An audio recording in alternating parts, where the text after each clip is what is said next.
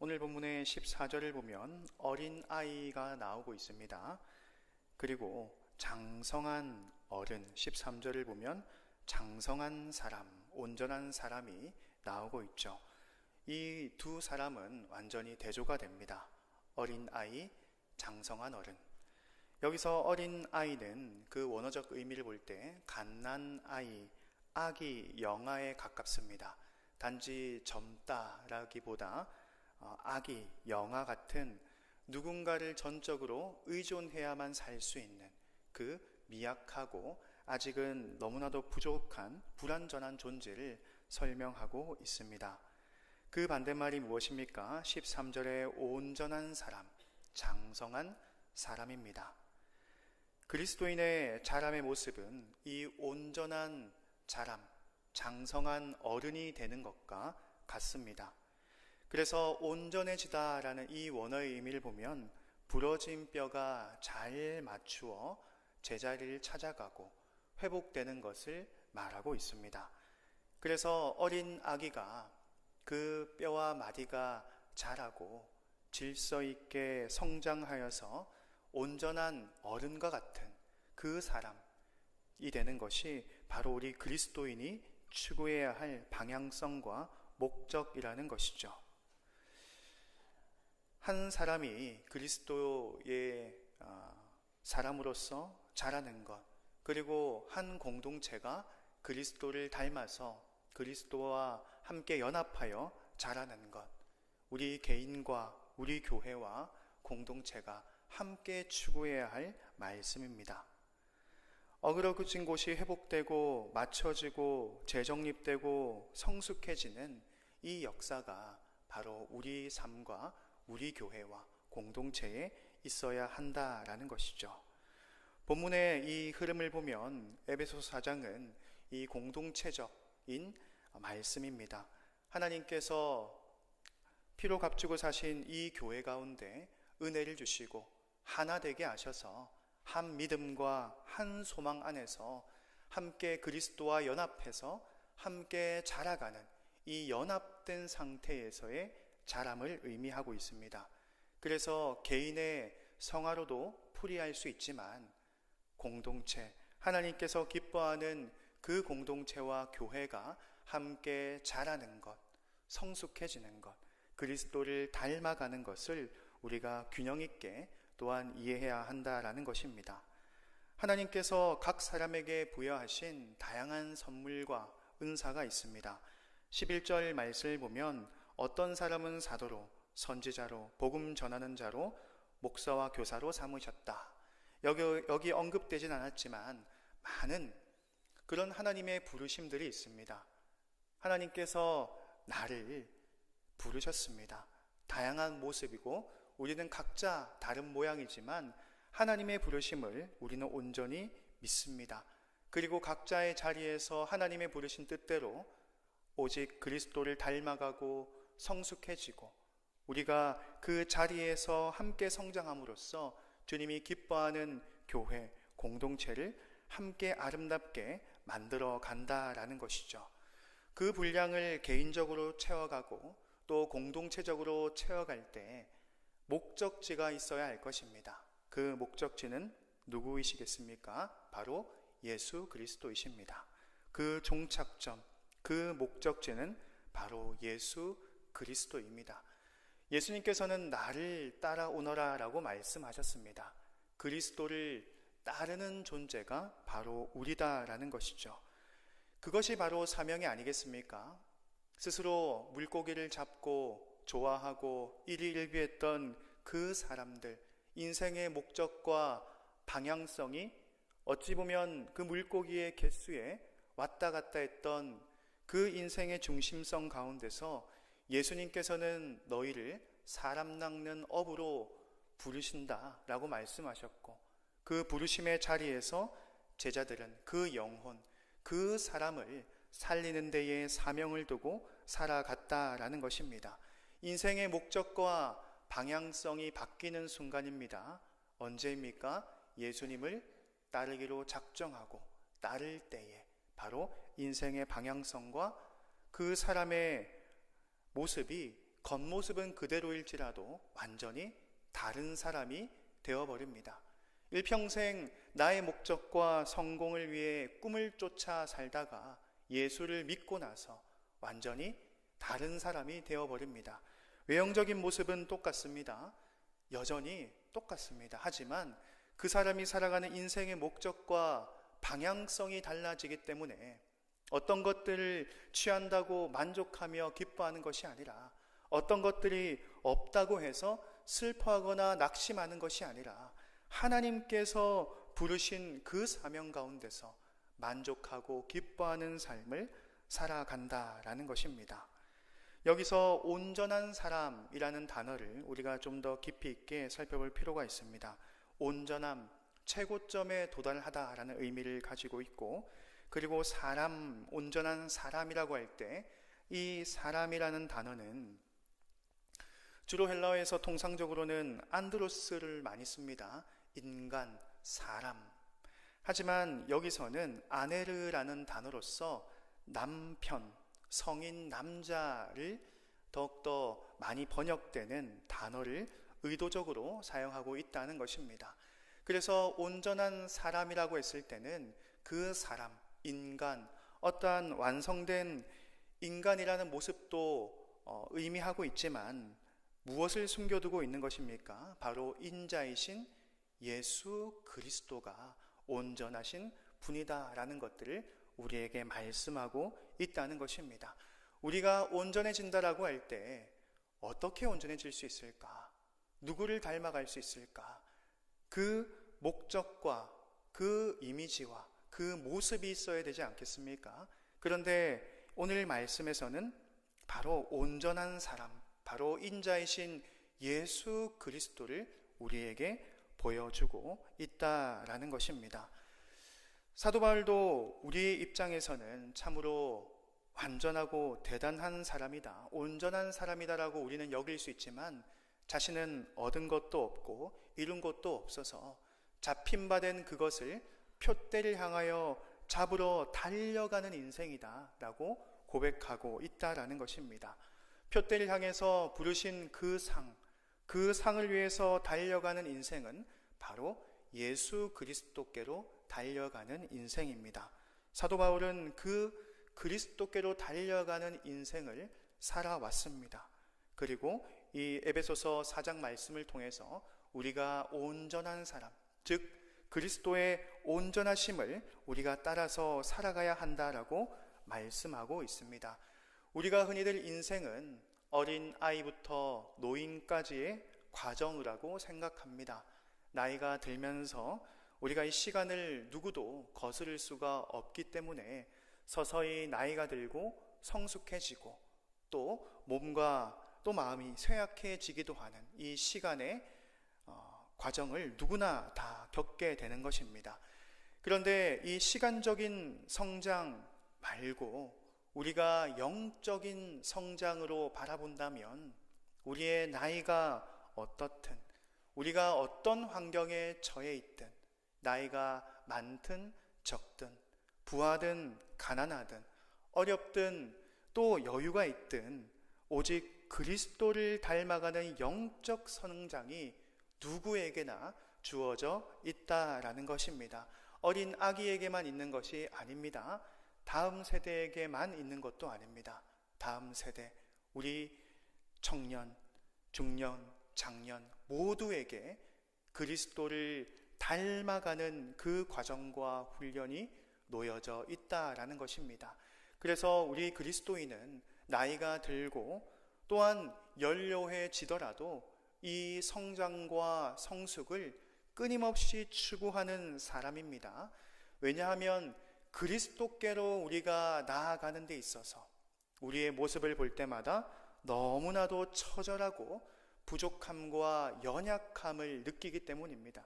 목적지가 그리스도가 아니라 그냥 내가 친한 친구이거나 그 사람이라면 어느 정도 쉽게 만족할지도 모르겠지만 그 목적지가 예수 그리스도이기 때문에 사도 바울이 언급한 바 그것을 표대를 잡으려고 끊임없이 달려간다라고 고백을 하고 있다라는 것이죠. 그 닮아가는 과정, 그리스도를 우리가 따르는 그 과정에는 분명한 어려움이 있습니다. 어떤 어려움이 있습니까? 오늘 본문의 14절 말씀을 같이 한번 읽어보도록 하겠습니다. 14절입니다. 시작. 이는 우리가 이제부터 어린 아이가 되지 아니하며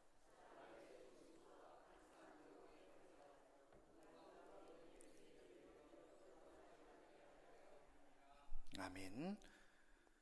여기서 14절에서 유혹이라고 번역된 단어는 수풀에 매복해 있거나 등 뒤에 있다가 사람을 공격할 때 쓰이는 단어입니다. 에베소서 6장 11절에는 이 단어가 마귀의 관계라고 번역되어 있습니다. 마귀의 관계. 그래서 이 바울은 원수들이 우리 눈에 보이지 않는 방법으로, 우리는 미처 눈을 채지 못하지만 사탄마귀 원수가 은밀하게 우리에게 접근해서 우리가 가장 어두운 곳, 그곳 가운데 거하면서 정체를 드러내지 않고 철저하게 자신을 감춘 채로 그 믿음이 약하고 어둡고 가장 취약할 때에 오직 하나님의 진리로부터 멀어지게 하는 공격성을 말하고 있다라는 것이죠. 우리에게는 끊임없이 유혹이 도사리고 있습니다. 사탄 마귀는 우리가 그리스도의 장성한 분량으로 살아가는 것들을 매우 싫어합니다. 그래서 우리가 가장 어두운 곳에 매복해 있습니다. 각 사람마다 어둡고 약하고 부족한 부분들이 있죠. 사탄 마귀는 그것들을 아주 기가 막히게 알고 있습니다. 이 사람이 어떻게 하면 넘어질 수 있을까? 이 사람이 어떻게 하면 취약할 수 있을까? 그렇기 때문에 유혹이라는 아주 강력한 무기로 우리를 넘어뜨리려 한다라는 것이죠. 그리고 온갖 교훈의 풍조에 밀려 요동하지 않아야 한다라고 바울은 또한 말하고 있습니다. 여기서 풍조라고 번역된 이 단어는 바람, 광풍, 풍세 등으로 자주 번역되는 단어입니다.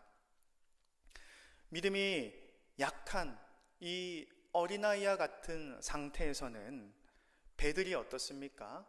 가볍고 쉽게 요동칠 수 있다라는 것이죠. 그 무게나 갖춰진 것들이 없기 때문에 바람이 불고 풍조가 일어날 때마다 쉽게 흔들리고 쉽게 쓰러질 수가 있다라는 것입니다. 하지만 경험이 많고 장성한 어른과 같은 배는 어떻겠습니까? 많은 시설을 갖추고 또한 무게를 갖추고 또한 여러 가지 장비들을 갖춰서 풍조가 있고 광풍이 있을 때마다 안전하게 운항을 할 수가 있다라는 것입니다. 우리는 이 분별력을 가져야 합니다. 흔들리고 요동하는 이 세상 가운데 세상적인 가르침과 거짓 가르침 가운데 우리의 생각과 영혼을 뺏겨서는 안 되는 것이죠. 이 사람이 이 말을 하면 이쪽으로 갔다가, 저 사람이 저 말을 하면 저쪽으로 갔다가, 또한 세상에서 이게 좋다라고 하면 그쪽으로 갔다가, 이리저리 무게 중심 없이 계속해서 휩쓸리는 일을 당하게 된다라는 것입니다. 그것이 바로 오늘 본문에서 말하는 이 어린아이 같은 무게감이 없는 그 신앙을 말하고 있다라는 것입니다. 풍조가 닥칩니다. 그리고 유혹이 도사립니다. 그때마다 우리는 분별력을 가지고 사탄 마귀의 관계 가운데 늘 깨어 있어서 그리스도의 장성한 분량을 따라 나아가는 데에 이 수많은 장애물을 하나님과 함께 연합함으로써 힘써 이기며 살아가는 우리가 될 수 있기를 축복합니다. 우리는 의의 말씀을 가진 자입니다. 그리스도의 가르침을 경험한 자입니다. 그래서 사도 바울은 어떻게 권면합니까? 이 세상의 유혹과 풍조 가운데서 사랑 안에서 참된 것을 하라라고 권면하고 있습니다. 우리 15절 말씀을 같이 한번 읽어보도록 하겠습니다. 15절입니다. 시작. 오직 사랑 안에서 참된 것을 하여 범사에 그에게까지 자랄지라. 그는 머리니 곧 그리스도라. 아멘. 사랑 안에서 참된 것을 하라라고 말합니다. 사랑도 중요하고 참된 것도 중요합니다. 그 한 가지만 내세우기에는 부족함이 있다는 것입니다. 사랑만 있어서 되는 것이 아니고 진리만 있어서 되는 것이 아니라 사랑도 있고 진리도 있어야 한다는 것입니다. 그래야 우리가 풍조의 그 유혹에 휩쓸려 가지 않을 수가 있다라는 것이죠. 우리의 혈기가 나올 때마다 나의 기준과 나의 뜻으로 다른 상대방을 미워하고 또한 정죄하고 비방할 때마다 우리 마음속에 사랑이 없음을 느낍니다. 그리고 나의 정욕대로, 생각대로 세상적 가치관에 휩쓸려 어느새 세상의 성공, 세상의 행복이 나에게 가장 위대하게 느껴질 때쯤 진리와 멀어져 있다는 것을 느낍니다. 이것은 장성한 분량으로 자라가는 것과는 전혀 반대되는 것이죠. 그래서 바울은 사랑 안에서, 바로 여기서는 아가페 사랑을 말합니다. 그리고 참된 것을 하라. 이 알레테이아라는 단어는 진리로 말하고 행하다라는 의미를 가지고 있습니다. 참된 진리를 알고 그 진리로 살아가는 것이 바로 참된 것이다 라고 말씀하고 있다라는 것이죠. 그렇기 때문에 이 세상의 유혹과 어려움 가운데서도 우리가 진리로 말하고 행동하고 또한 진리만을 앞세우며 사랑을 잃어버리는 어리석은 자가 아니라 함께 사랑을 나누고 예수 그리스도가 나에게 보이신 그 사랑으로 함께 살아가기를 소망합니다. 우리가 조금씩 하루하루 이렇게 그리스도를 본받아 닮아 살아가는 것이 중요하다라는 것입니다. 우리가 지나치게 드라마틱한 변화, 그 성화를 꿈꾸기도 합니다. 그런데 어떻습니까? 아주 대단한 영적인 체험 이후에 또 참 허망하고 참 부족한 나의 모습을 볼 때면 참으로 멀었다라는 생각이 들 때가 있지 않습니까? 아주 위대한 변화와 성화가 나에게 존재했으면 좋겠는데, 하지만 그런 경험이 있고 나서 허탈하고 부족한 나의 모습을 볼 때면 신앙적인 의지도 때로는 꺾이고 힘도 잃는 것 같습니다. 그때마다 우리가 생각해야 하는 것은 영적인 조급증을 버려야 한다는 것입니다. 우리 한국 사람 특성상 좀 어떻습니까? 빨리빨리 이렇게 뭔가를 이루고 싶고 뭔가를 보여주고 싶고 뭔가를 오르고 싶은 마음들이 있습니다. 어떤 나라보다도 빨리빨리 성공적이게 일을 잘하는 민족이 바로 우리나라가 아니겠습니까? 마찬가지로 신앙적인 부분에서도 우리가 영적인 조급증에 빠져서 이 성숙과 이 성화를 너무 빨리빨리 조급한 마음으로 행해 나가며 일을 그르칠 때마다 또 지나치게 실망하는 그런 일들을 경험하게 된다라는 것이죠. 이것은 결코 우리 신앙의 건전한 모습이 아닙니다. 하나님께서는 다양한 사람들에게 다양한 은사를 주셨고 다양한 속도 가운데서 자라게 하셨다는 것을 우리가 믿어야 할 것입니다. 제가 운동을 참 좋아하는데 여러 운동을 하다가 지표를 보고 이렇게 딱딱 맞아 떨어지는 운동이 한때 재밌었습니다. 그냥 여러 가지 이런 막 격투 이런 운동도 해보다가 어떤 무게를 들고 내리고 이런 운동을 하면서 개수나 이 무게들을 가지고 정확한 지표가 보이니까 제가 성장하는 것이 보이더라고요. 그래서 나중에는 핸드폰 어플로도 구매를 했습니다. 이 프로 버전을 사니까 1년에 한 1, 2만 원 하던데 생각을 하다가 사가지고 매일마다 운동을 할 때면 기록을 합니다. 오늘은 20kg를 10개 들었고 내일은 22kg를 또 11개 들고, 그러면서 한 달 뒤, 두 달 뒤, 세 달 뒤 보니까 더 무거운 무게를 많은 횟수로 제가 들고 있더라고요. 그 성장을 바라볼 때면 내가 조금씩 잘하고 있구나, 내가 조금씩 성장하고 있구나, 이런 만족감이 들었습니다. 그러다가 마음이 탁 무너지는 시간이 있습니다. 몇 년간 제가 열심히 운동을 하다가 제가 성장하는 모습을 보다가 어떤 사람을 보니까 몇 달 하고 엄청난 속도로 성장하는 것을 보게 되었습니다. 유튜브나 이런 데서 뭔가를 배우려고 하다가 그 사람이 얼마 만에 이렇게 했다, 그 모습을 볼 때 저는 어떤 마음이 들었겠습니까? 나는 그렇게 안 되는데, 나는 이렇게 해도 잘 안 되는데, 그런 마음이 들 때가 있다라는 것이죠. 영적인 것도 마찬가지입니다. 우리가 때로는 우리의 스스로를 볼 때 나는 왜 저 사람처럼 저렇게 잘 자라지 못할까? 어떤 부분에서는 내가 이 부분이 왜 이렇게 미숙할까? 이런 고민과 아픔이 있을 때가 있다라는 것이죠. 하지만 그런 마음들은 옳지 않습니다. 다른 사람과 비교하면서 내가 더 나아지는 것이 하나님께서 기뻐하는 일입니까? 저 사람보다 내가 낫습니다.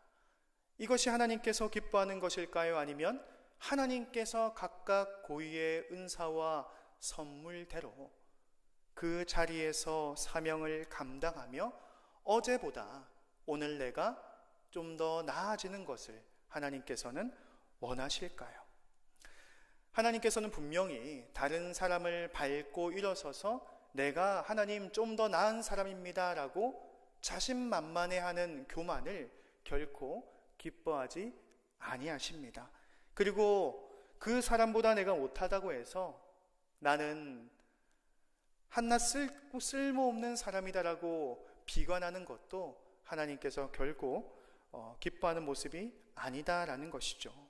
하나님께서 부여하신 고유의 나의 모습, 그 모습 가운데서 하나님 부르신 그 목적지를 향해서 한 걸음 한 걸음 걸어가면 될 뿐입니다. 그리고 그 가운데서 나를 변화시켜 주시고 차츰차츰, 때로는 드라마틱하지 않지만 하루하루 예수 그리스도를 조금씩 더 닮아가는 우리가 될 수 있기를 주님의 이름으로 축복합니다. 신대원에서 한 교수님이 오늘 본문을 가지고 세 가지 관점으로 이렇게 설명을 한 적이 있습니다. 성도가 온전케 되는 것은 개인의 성화이다. 그리고 두 번째, 봉사의 일을 하는 것은 관계적 성화이다. 그리고 그리스도의 몸을 세우는 것은 공동체적 성화이다. 그래서 우리에게는 성화가 필요한데, 그리스도를 닮아가는 것이 필요한데, 이 개인의 성화의 자리에서, 관계적인 성화의 자리에서, 이 공동체, 즉 교회적인 성화의 자리에서 우리가 함께 힘쓰며 균형 있게 자라가야 한다라는 이런 강의를 했던 적이 있습니다. 그래서 제가 필기를 했었고 그 부분들이 좀 감명 깊어서 우리가 각자 주어진 삶 가운데서 이런 균형 있는 성화를 꿈꾸고 함께 나아가면 좋겠다라는 생각이 들었습니다. 어떤 사람은 너무나도 개인적인 성화만 치중하게 됩니다. 어떤 사람은 공동체적 성화를 추구하면서 이 개인의 경건을 놓치기도 합니다.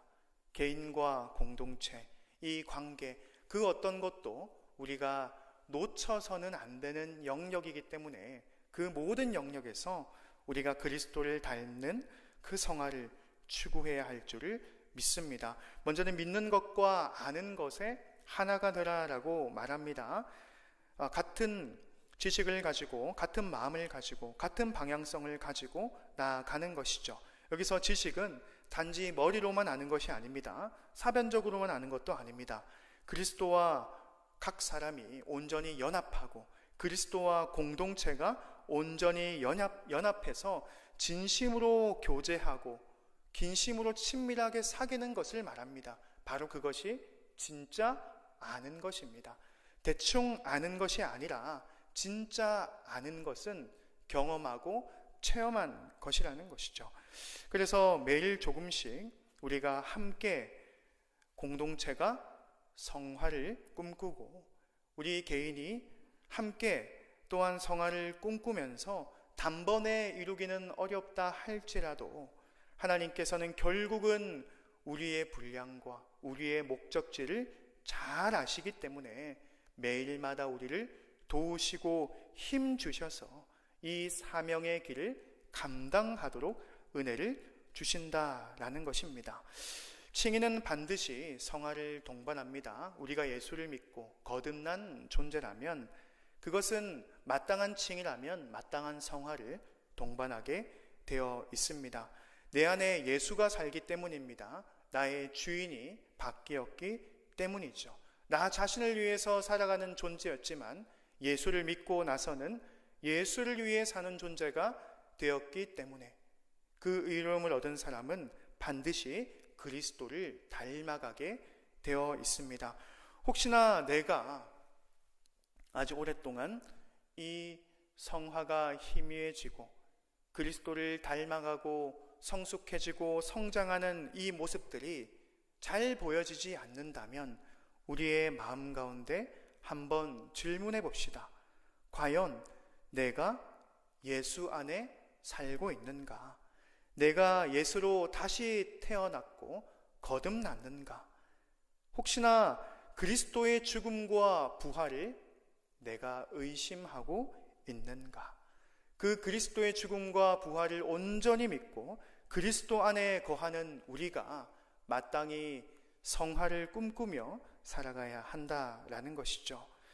영적으로 우리는 어린 아이든 어른이든 그리스도를 닮아가는 것에 힘을 써야 합니다. 한홍재 목사님의 소원이라는 그 찬양의 가사처럼 삶의 한 절이라도 그 반절이라도 주님을 닮는 것이 자신의 소원이다라고 고백을 하고 있다라는 것이죠. 우리의 삶의 그 한 절이라도 그리스도를 닮는 것, 그것이 우리의 노래가 되기를 바랍니다. 어른이 되면 이제 더 이상 죽을 먹지 않습니다. 히브리서 5장 14절 말씀처럼 단단한 음식을 먹고 영양가 있는 음식을 섭취해서 더 건강해지고 더 성숙해지는 데에 있습니다. 우리 주님께서는 이것을 우리에게 요구하신다라는 것이죠. 특별히 그리스도의 사람, 일꾼, 또한 직분자로 부름을 받은 사랑하는 성도님들, 우리가 개인적으로 또한 공동체적으로 그리스도를 따르며 함께 성숙하는 일에 우리의 마음과 우리의 힘을 쏟을 수 있기를 소망합니다. 나의 구역 식구, 전도회원, 나의 교육부서, 그 사랑하는 영혼들이 함께 그 성숙에 동참할 수 있도록 때로는 내가 기다려주고 때로는 내가 끌어주고 때로는 내가 밀어줄 수 있는 우리 성숙한 우리 교회가 될 수 있기를 주님 이름으로 축복합니다. 나만 앞서서 쌩 나가는 것이 아니라 개인과 공동체의 그 성화가 중요하다 했기 때문에 우리가 때로는 부족하고 연약한 성도가 있다면 때로는 기다려주고 손을 잡아주고 끌어주고 밀어주면서 함께 이 길을 걸어가는 우리 성숙한 장유 풍성한 교회 될 수 있기를 주님의 이름으로 축복합니다.